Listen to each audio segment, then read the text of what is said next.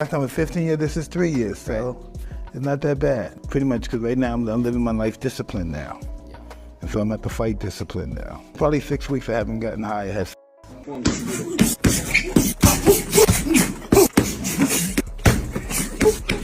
It's day one, the fun just begun. Time was 15 years. This is 3 years, so it's not that bad pretty much, cause right now, I'm on living my life discipline now. And so I'm at to fight discipline now probably 6 weeks I haven't gotten higher. Music has its day one. The fun just begun. Mike Tyson has just revealed shocking details of his training camp ahead of his fight with Jake Paul.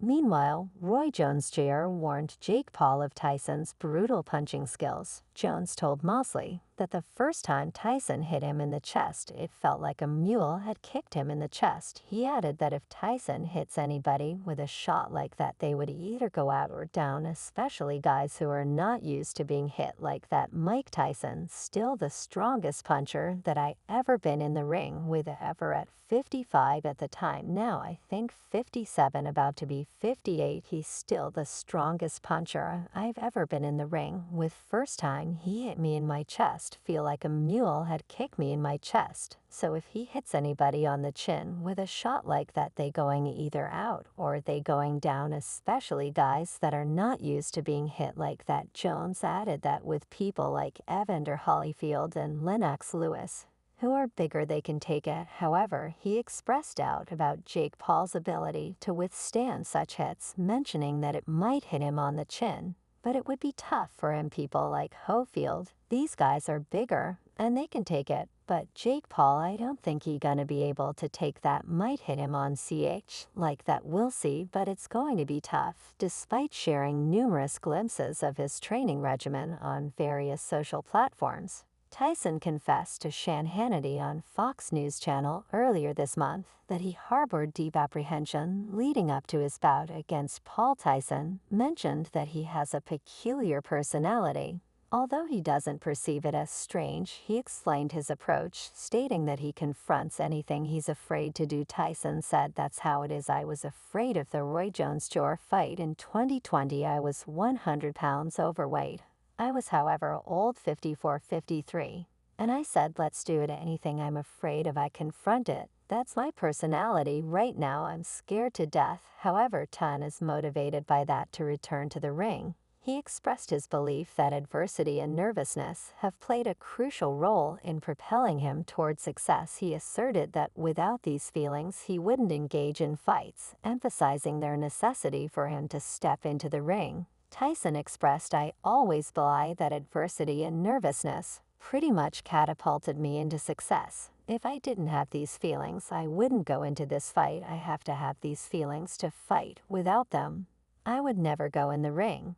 But Tyson will be all business when reality hits, and the butterflies will disappear. He added, "As the fight gets closer, the less nervous I become, because it's reality, and in reality, I'm invincible." But what prompts 57-year-old Mike Tyson to re-enter the ring against Jake Paul, a YouTuber turned boxer more than 3 decades his junior? Even Teddy Atlas, Tyson's ex-teacher, can't resist pondering this query. Why Atlas muses, mirroring the bewilderment and apprehension felt by many as the countdown to the fight continues. It's clear that Tyson isn't your average retired boxer. He stands as a towering figure in the sport, a legend whose legacy transcends mere financial gain or public adoration. Yet with each passing day, apprehensions mount regarding the dangers Tyson might face given his age. Is this pursuit fueled by a thirst for glory, a momentary lapse in reasoning, or perhaps a deeper motivation guiding Tyson toward confronting a significantly younger adversary? Teddy Atlas expressed his opinions about Mike Tyson's choice to face Jake Paul in an open discussion with Kevin Lowell. Atlas expressed genuine perplexity, asking why. He clarified that he wasn't being factious, but rather sincerely curious about the matter. He questions Tyson's decisions reasoning in light of his stable financial situation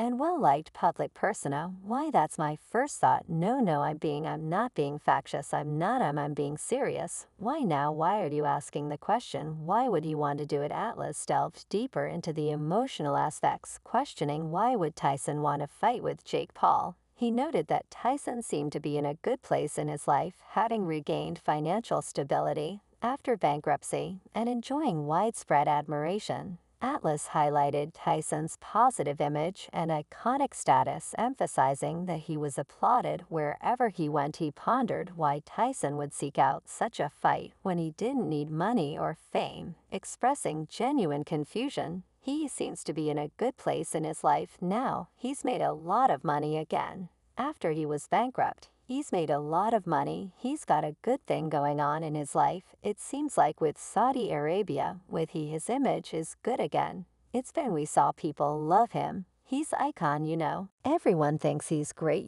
He's applauded everywhere. He goes why he don't need money. He don't need fame. Like why his interrogation illuminates not just Tyson's physical preparedness, but also his motivations and the emotional stakes. Atlas' probing question sheds light on the substantial age delta between Mike Tyson and Paul, stirring considerable concern. While Atlas and cohorts fret over this gap, one individual harboring apprehension for Jake Paul is Gilbert Arenas. During a conversation regarding the imminent clash, Gilbert Arenas, the former NBA sensation, expressed his apprehensions. Specifically, he voiced doubts about Paul's capacity to endure Tyson's renowned punching power. He said, "I hope there are some stipulations in their contract. I'm hoping that there are rules that protect Jake Paul." Arenas further explained that although Tyson is 57, he questioned if he truly exhibits the attributes associated with that age. He also questioned whether Tyson's punching power aligns with his age, suggesting that Tyson's punching power exceeds what is typically expected at 57. Additionally, he speculated that Tyson probably hits 3 times harder than Jake Paul could ever hit. Arenas explained, "Yeah, he's 57.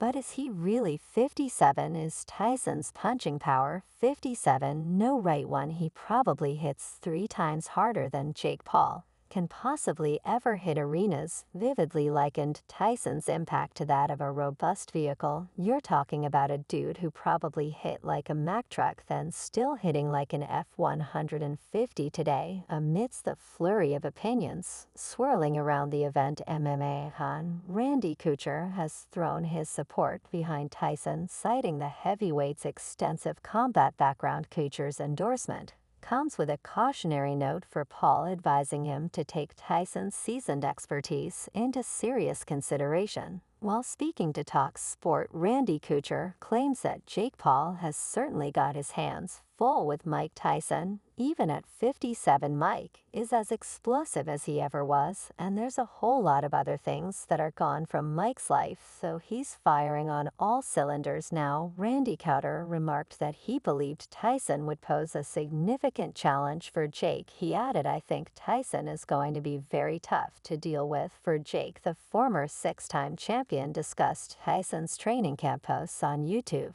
and provided further details about his observations. He remarked that it would be interesting to see how the fight unfolds, noting that watching the training footage of Tyson evoked flashbacks of him in his prime, which he found pretty scary and remarkable. He said, "It's going to be interesting to see how that fight unfolds. I mean, watching the training footage of Mike Tyson, you have flashbacks of him in his prime, and it's pretty scary, pretty remarkable." Couture elaborated on Tyson's impact on the boxing business, mentioning that Tyson is aware of the impact of crossover fights and their influence on boxing's image and public perception. According to Couture, Tyson's intention, if his words are taken seriously, is to address and correct some of the misconceptions surrounding boxing. He said Mike sees these crossover fights, what's going on, how that's affecting boxing and people's perception of boxing. If you take him at his word, he wants to straighten some of that rhetoric out. And say, hey, this isn't as easy as Jake Paul is making it look. He's fighting for boxing. In many ways, a sensation. Mike Perry has stepped up to the plate, volunteering to substitute for Mike Tyson in his upcoming July 20th match against Jake Paul. Perry boldly labeled Paul as light work in a statement. Moreover, Perry volunteered to substitute for the former WBC champion. Perry said, if you really don't want to give it a go, Mike Tyson, I can handle the light work for you. I'll be at the Netflix show. Let me know. Perry's proximity to a showdown with Jake Paul isn't unfamiliar territory. He previously stepped in as a substitute fighter for Paul's bout against Tommy Fury. Now his enthusiasm to square off against Paul remains palpable, indicating his enduring desire for a ring confrontation. He expressed a longing to face off against Paul, envisioning him as the ideal opponent. Additionally, he displayed genuine worry for his idol, the legendary Mike Tyson, as Tyson prepared to step into the ring against the YouTuber turned boxer. Aware that Tyson's glory days were behind him, he couldn't help but feel concerned for his beloved champion. Perry said, Jake Paul, man, if it hurts Mike Tyson, bro, let me take care of it. Amid discussions about the significant age gap between the two fighters, speculation about the financial aspects of the exhibition bout has also been rift. Stepping into the fray, UFC sensation Colby Covington has offered his insights, putting forth an estimate on the financial figures involved during a conversation with the Hodge twins on their podcast, TwinPod. Covington dropped a bombshell,